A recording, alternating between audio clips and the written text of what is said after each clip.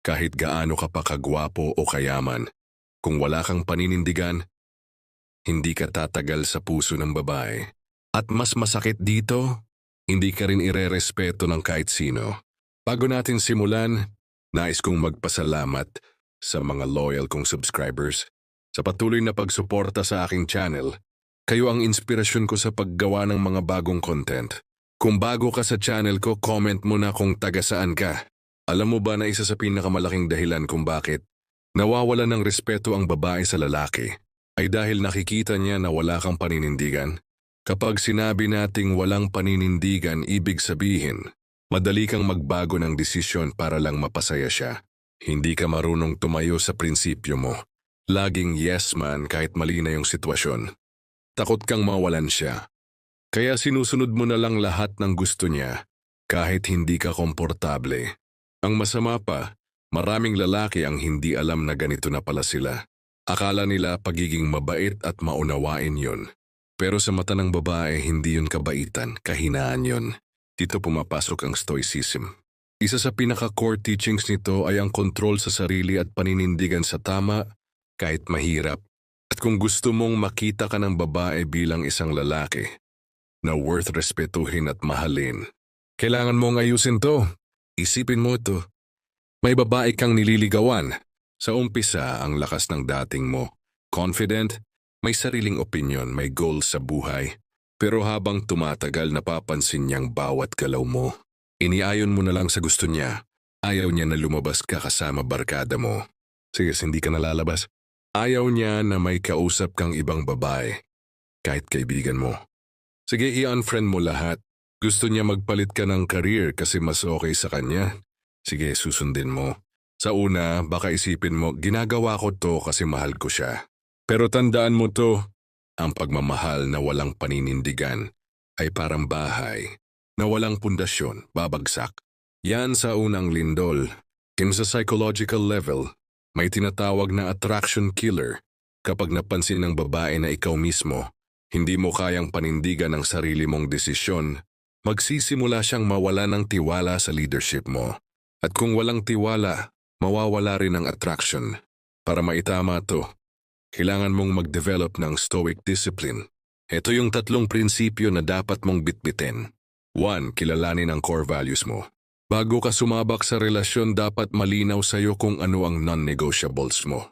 Halimbawa, integrity.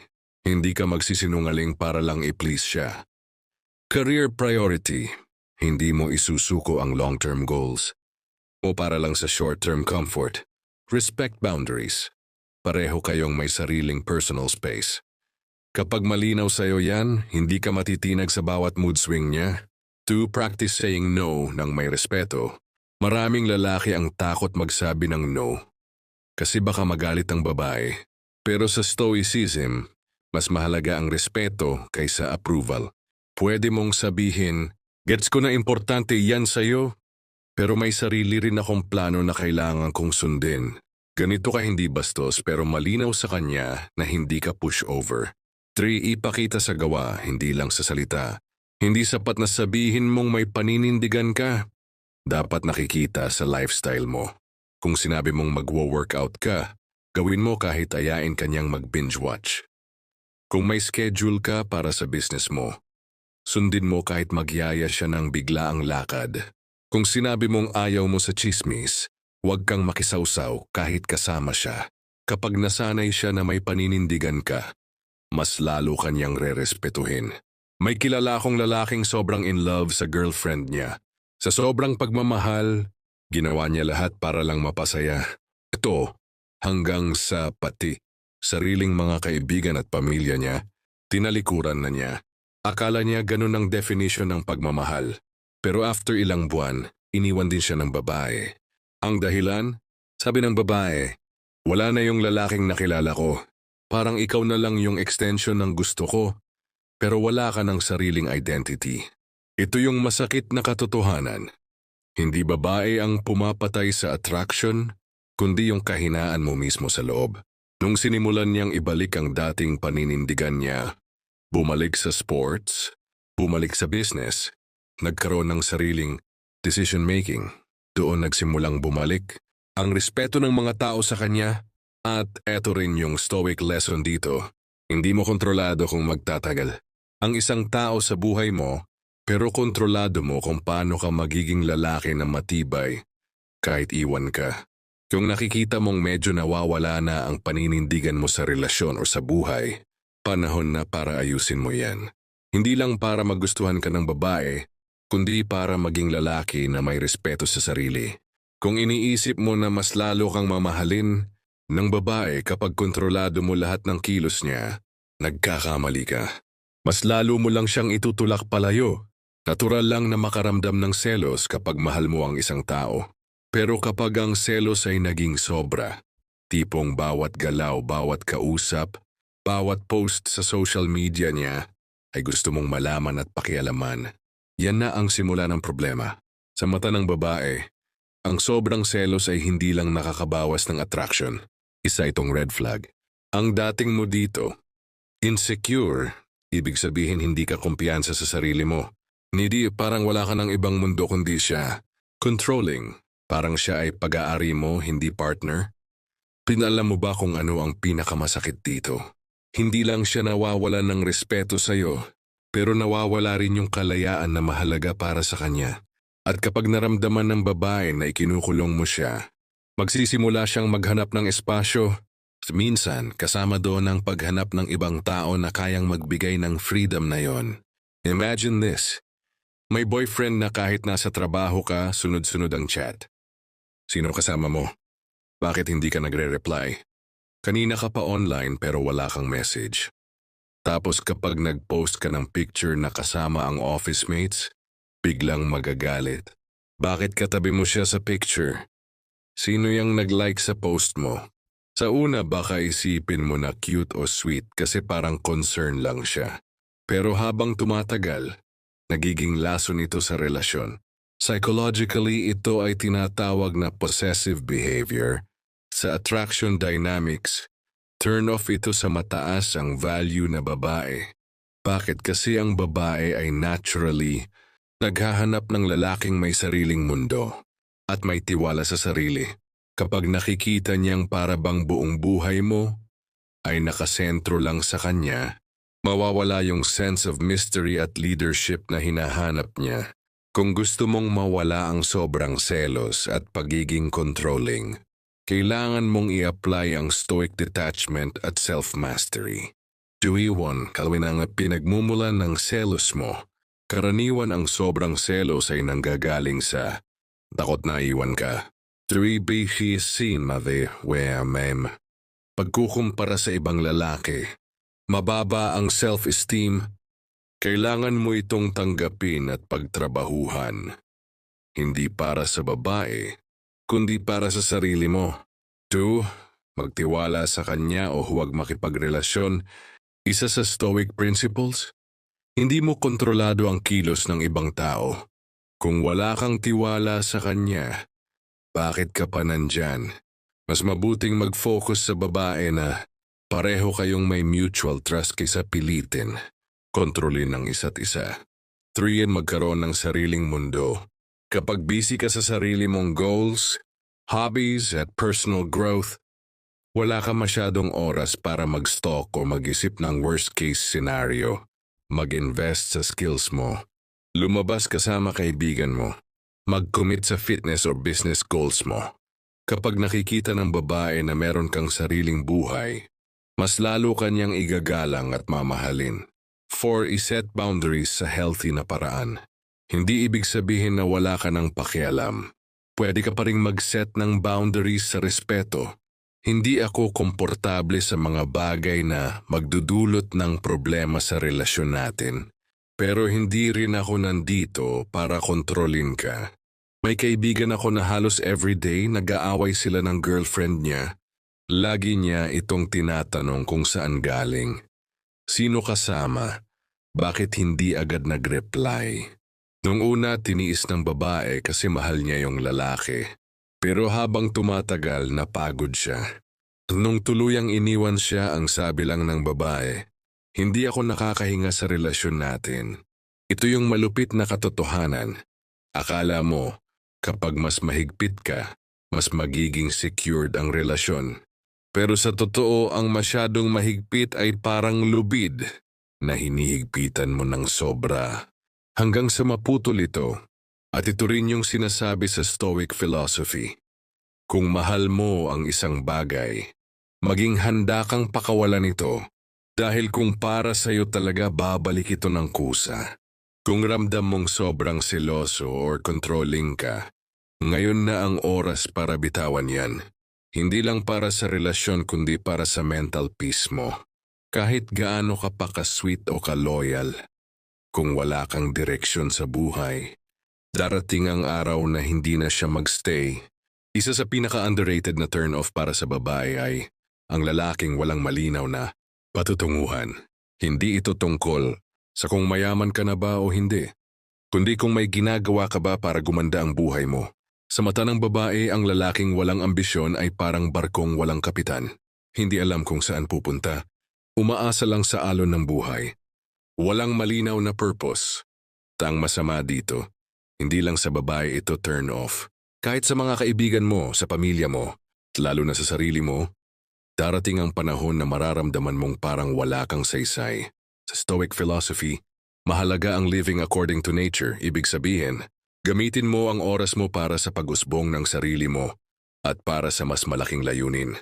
Kapag hindi mo ginagawa ito, para kang nabubuhay ng walang silbi. At ramdam ng babae yon. Isipin mo na lang, may lalaking laging nasa bahay lang. Walang trabaho, walang negosyo, walang kahit anong plano para umunlad. Kapag tinanong mo kung anong plano niya sa buhay, ang sagot, bahala na, tingnan na lang natin. Kung may darating, tsaka na lang. Sa umpisa, baka okay lang sa babae lalo na kung mahal ka niya. Pero habang tumatagal, makikita niyang hindi mo kayang maging leader sa sarili mong buhay. Tinong tawan kasi hindi mo kayang i-lead ang sarili mo.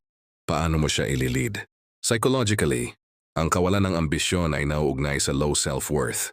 Kapag alam ng babae na wala kang direksyon, subconsciously iisipin niya, baka ako rin, wala ring magandang patutunguhan kapag kasama siya. Kung gusto mong mawala ang image na walang direksyon, kailangan mong mag-develop ng stoic clarity and discipline. 1. Mag-set ng malinaw na goals. Hindi mo kailangan maging milyonaryo agad, pero kailangan may malinaw kang inaabot, short-term at long-term. Example, short-term. Matapos ang isang online course, mag-ipon ng 50,000, mag-lose ng 10 kilograms sa loob ng 3 buwan. Long-term.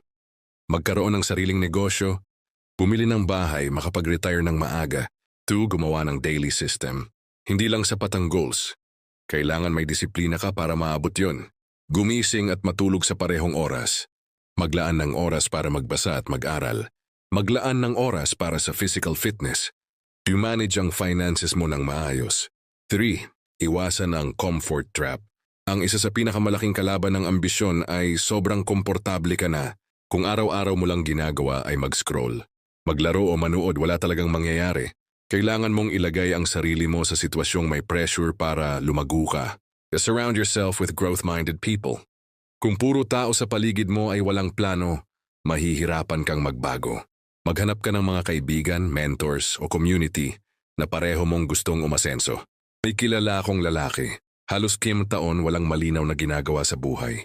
Nagmamahalan sila ng girlfriend niya, pero unti-unti itong nawalan ng gana. Bakit?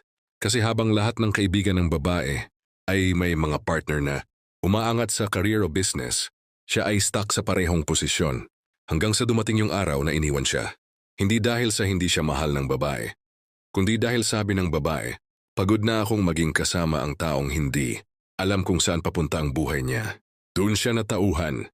Nag-enroll siya sa short courses, nagsimula ng maliit na negosyo at inayos ang health niya. Hindi niya naibalik yung ex niya, pero nagbago ang tingin ng ibang tao sa kanya. Lalo na siya mismo. Naging proud siya sa sarili niya. Sabi nga sa Stoicism, it is not death that a man should fear, but he should fear never beginning to live. Kung nararamdaman mong parang wala kang malinaw na direksyon ngayon, huwag mong hintayin na mawala sa iyo ang mga taong mahalaga bago ka gumalaw. Simulan mo ngayon, kahit maliit na hakbang, basta malinaw ang pupuntahan. Kung bawat bukas ng bibig mo ay puro reklamo, huwag ka nang magtaka kung bakit unti-unti siyang lumalayo sa iyo. Natural lang na may problema at frustration sa buhay. Pero kung ang default mindset mo ay maghanap ng mali at maglabas ng reklamo, nagiging toxic ka sa mga taong nasa paligid mo, lalo na sa partner mo. Sa mata ng babae, ang lalaking laging negatibo ay emotionally draining. Nakakapagod kasama kasi laging mabigat ang energy. Walang solusyon. Puro problema lang ang nakikita pero walang action para ayusin. Walang resilience. Mabilis bumagsak ang mood at motivation sa konting setback. Sa Stoicism, isa sa pinaka-basic teachings, ang pag-focus sa kung ano ang kaya mong kontrolin at tanggapin ang hindi mo kaya. Kapag hindi mo ito ginagawa, lahat ng bagay ay magiging dahilan para magreklamo ka. Lahat ng tao ay magiging allergic sa presence mo. Isipin mo ito. Magkasama kayo ng partner mo at nag-date, pero imbes na i-enjoy ang oras, puro ka reklamo. Ang init naman dito. Bakit ang tagal ng order? Walang kwenta yung movie. Sa una, baka tiisin niya at sabihin sa sarili niya, ganito lang talaga siya. Pero habang tumatagal, makikita niya na lahat ng bagay ay may negative spin sa'yo. At alam mo kung anong nangyayari sa attraction kapag ganyan. Unti-unting nawawala. Kasi ang babae, naturally drawn sa energy ng isang lalaki na may optimism, leadership, at kakayahang magdala ng magaan na atmosphere kahit may problema. Kapag wala ka nito, hindi lang babae ang lumalayo sa'yo, pati mga kaibigan, business partners at oportunidad sa buhay. Kung gusto mong tanggalin ang ugaling ito, kailangan mong mag-practice ng stoic reframing at gratitude. Identify negativity triggers. Alamin kung kailan ka kadalas nagiging negatibo. Kapag pagod ka, kapag may hindi sumunod sa gusto mo, kapag kinukumpara mo sarili mo sa iba, kapag alam mo ang trigger, mas madali mo itong ma-handle. 2. Apply stoic reframing. Bago ka magreklamo, itanong mo sa sarili mo, may control ba ako dito? Pwede bang gawing opportunity 2? Example, imbis na traffic na naman, gawin mong perfect time para makinig sa audiobook o podcast. 3. Limit negative self-talk. Minsan, hindi mo namamalayan na yung negativity mo ay nagsisimula sa internal dialogue mo. Kung lagi mong sinasabi sa sarili mo, wala akong kwenta o hindi ko kaya, natural na magiging ganyan din ang behavior mo. To you a founder, practice gratitude daily. Bago ka matulog, maglista ka ng 3 bagay na thankful ka sa araw na yon. Pwede kasing maliit na bagay lang, nakapagkape ng tahimik sa umaga, nakausap ang kaibigan, may nakangiti sa'yo sa daan. Kapag sanay ka sa gratitude, mas mahirap magreklamo. 5. Surround yourself with positive influence. Kung puro negatibo rin ang mga tao sa paligid mo, mahihirapan kang magbago. Pumili ng circle na uplifting at solution-oriented. May kakilala akong lalaki na halos lahat ng bagay ay may reklamo. Kahit sa simpleng lakad, puro bad vibes ang dala. Nung una, mahal siya ng girlfriend niya at sinasabi sa sarili,